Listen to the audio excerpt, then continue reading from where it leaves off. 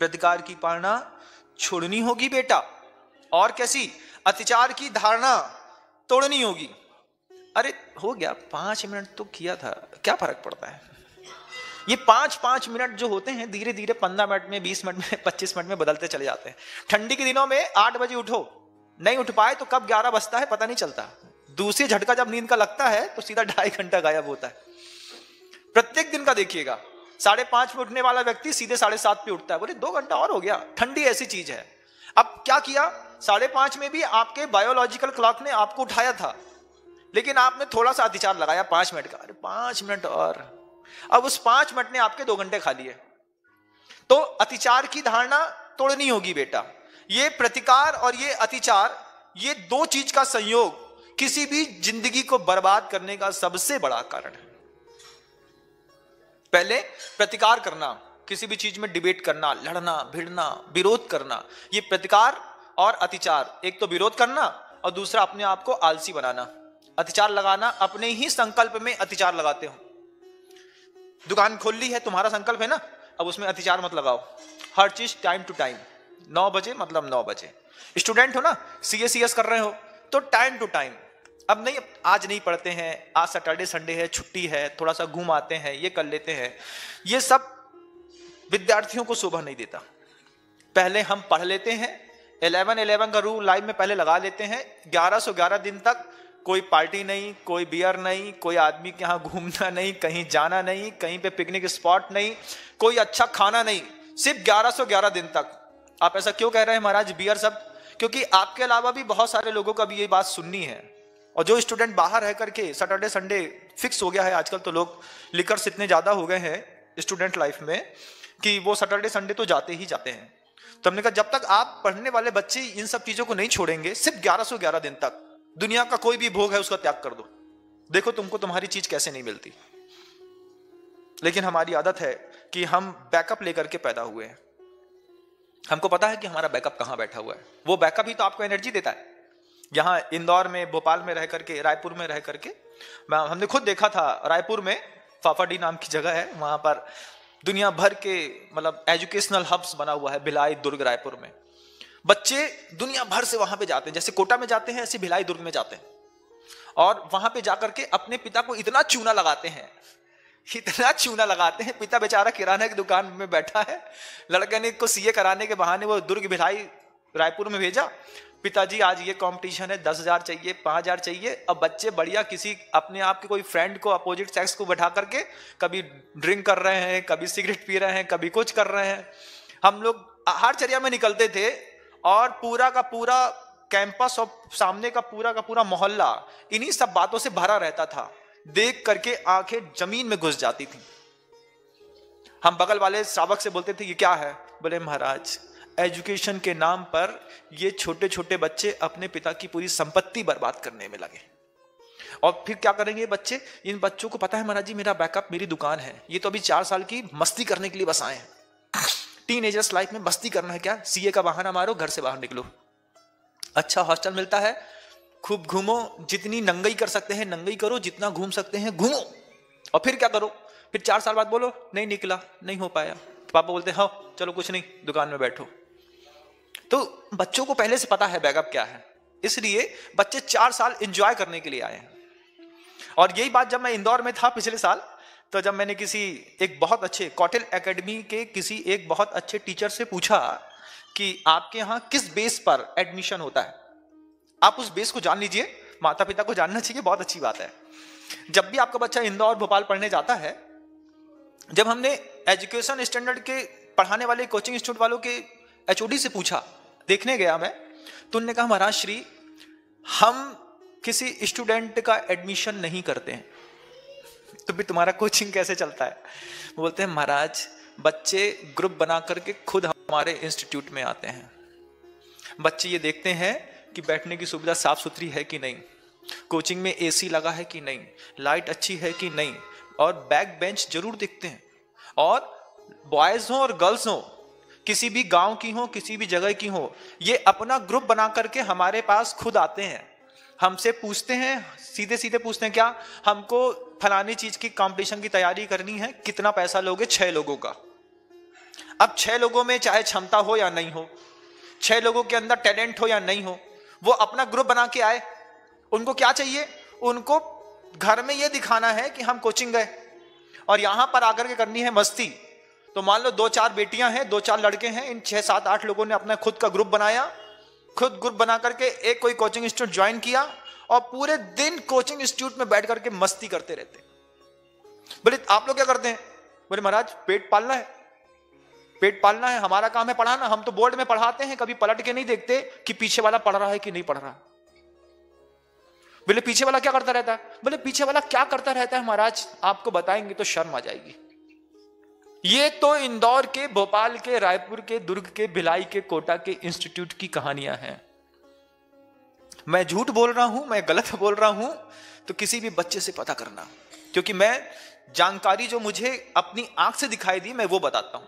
जो middle class के बच्चे रहते हैं, मिडिल फैमिली को ज्वाइन करने वाले बच्चे रहते हैं, छोटे छोटे गांव से, नगरों से निकल करके अरे हम इंदौर जा रहे हैं, हमको सीएस की पढ़ाई करनी है, वहां पे जाकर के सिर्फ पैसा बर्बाद करते हैं और कुछ नहीं करते। जबकि मिडिल क्लास वालों के पिता का, माँ का ये काम होना चाहिए था कि 14 साल की उम्र से अपने बच्चे को रोज 1 घंटा 1.5 घंटा दुकान में बैठाते।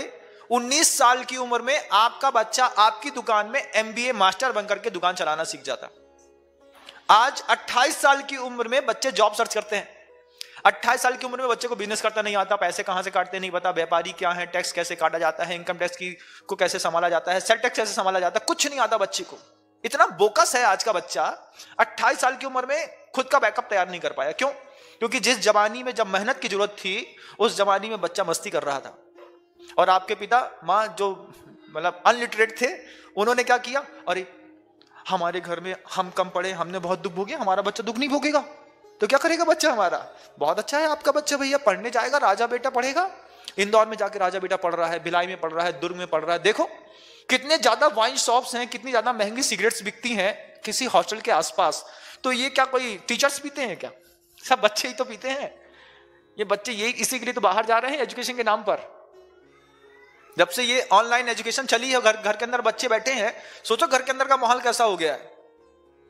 बच्चा इतना खिसिया गया है कि बाहर निकलना चाहता है, ऑफलाइन स्टार्ट करो। बच्चा खुद ही नहीं चाहता हमको ऑनलाइन पढ़ना है। क्यों? अरे बाहर निकलेंगे तो कुछ कर पाएंगे, घर के अंदर तो बिल्कुल 2 साल से पैक पड़ा हुआ है।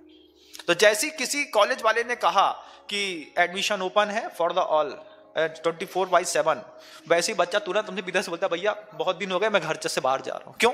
अब कुछ करना है, अब कुछ फिर से मस्ती जीनी है। और 28 साल तक बिल्कुल नपुंसक बन करके घर के अंदर बैठना है। 2 रुपए कमाने तक का टैलेंट नहीं है बच्चों के अंदर।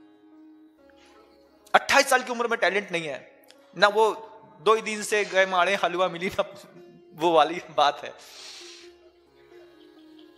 राम नाम कड़वा लगे, मीठा लागे दाम, दुविधा में दोनों गए, माया मिली न राम। जब भजन करने की थी तो वो भी नहीं किया, दुकान में बैठना था तो दुकान में भी नहीं बैठे, स्कूल में कॉलेज में पढ़ने के लिए बैठा तो वहां पे डियर बियर एंड चीयर में लगे रहे। पढ़ने वाले बच्चे गिने चुने, बहुत गिने चुने सेलेक्टेड बच्चे हैं जो पढ़ने वाले हैं, बस उन्हीं का selection IIT, JEE, IPS, UPSC, MPSC, BSc इन सब में होता है। बाकी जितने बच्चे मस्ती करने जाते हैं और जिनका बैकअप रहता है, वो जाते हैं 4 साल बर्बाद करते हैं, घर में आते हैं फिर पूरी जिंदगी बर्बाद कर लेते हैं। साधना स्खलित जीवन में अनर्थ के अलावा और घटेगा क्या?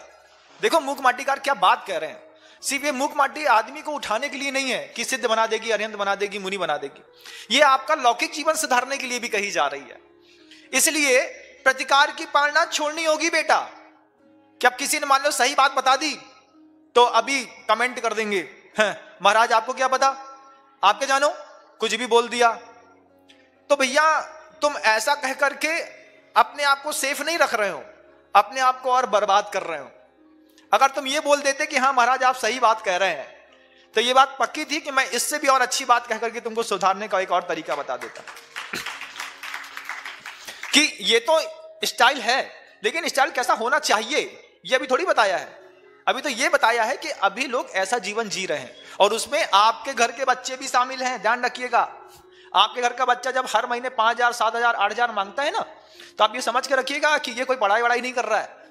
ये वहां पे रह करके कभी मम्मा से मांगता है 5-7 हजार, कभी पापा से मांगता है, कभी दादू से मांगता है, कभी बड़े पापा से मांगता है, कभी वहीं से किसी से उधार ले लेता है, फिर बाद में 20-25 हजार मांगता है। 4 साल इतना बर्बाद करता है अपने आप को। हाँ सिलाई सुन, जब आपको पता था कि आपका लड़का 10th क्लास में 60% लेकर के आया, 12th क्लास में 80% लेकर के आया, जब आपने 12 साल बच्चे को अपने साथ पढ़ा करके समझ लिया कि हमारा बच्चा एवरेज है 60 to 80, अब क्यों कंपटीशन में झोंका तुमने उसको 99.99% परसेंटाइल लाने के लिए?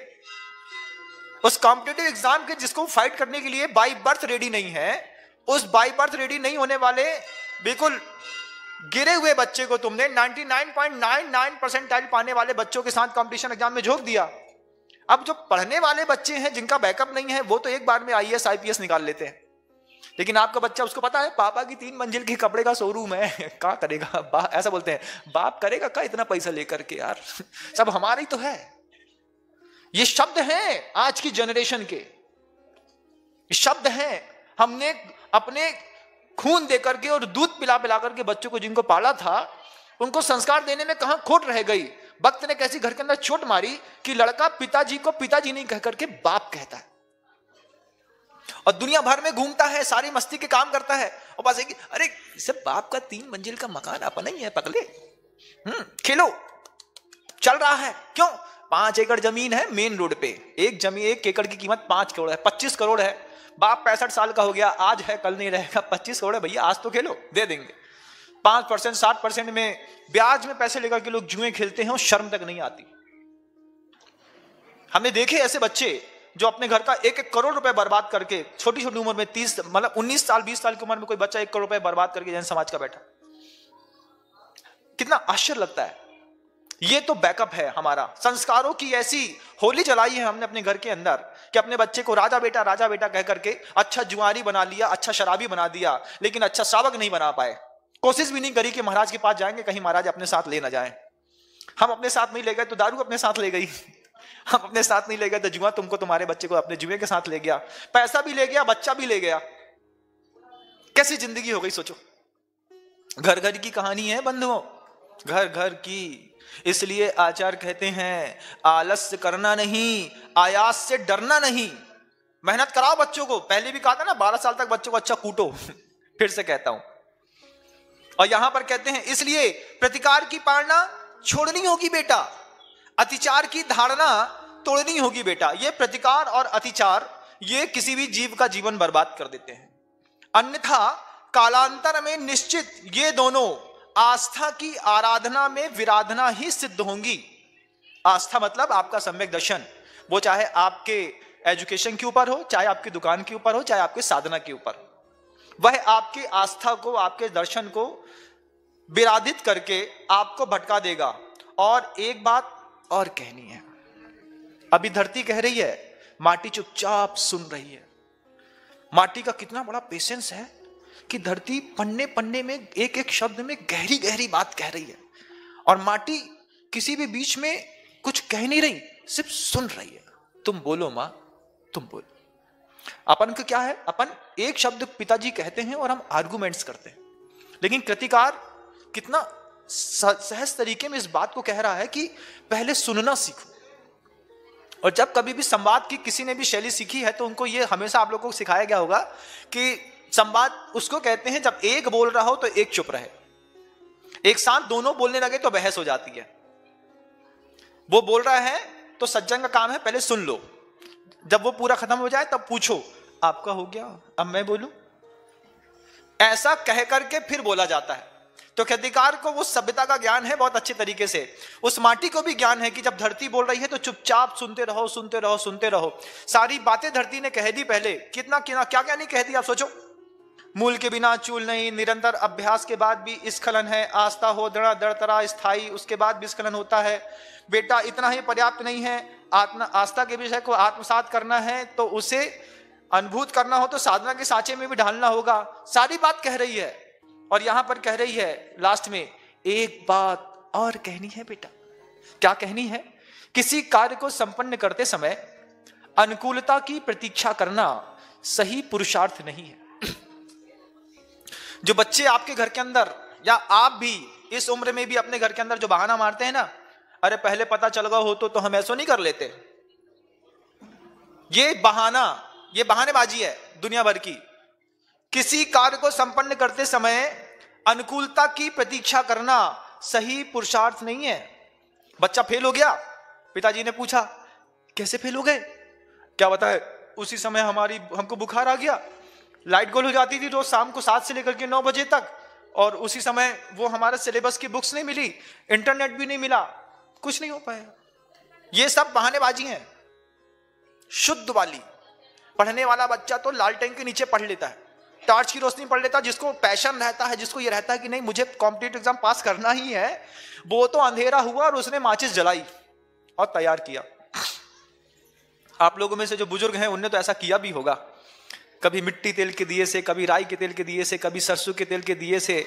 छोटे छोटे लोगों ने LLB करी और सिर्फ बीकॉम LLB करी और आज सुप्रीम कोर्ट के लॉयर बनकर के बैठे हुए हैं। एक वो जमाना था जब बीकॉम LLB करने वाले को सुप्रीम कोर्ट में प्रैक्टिस करके 50 लाख रुपए कमाने का मौका मिलता था। आज LLM करने के बाद भी जॉब मिल जाएगी कोई पक्की बात नहीं है। जज का एग्जाम देना है, बच्चा लगा है बेचारा, क्या करता है, वो छोटे से बगील के नीचे अंडरटेकिंग में काम करता है, वो पर्चे बनाता है, रसीदें बनाता है। अरे वो तो हमारे घर का नौकर बना देता था जो तुम्हारा LLM बना रहा है। ऐसी एजुकेशन ऐसा खराब हो गया है बंधु।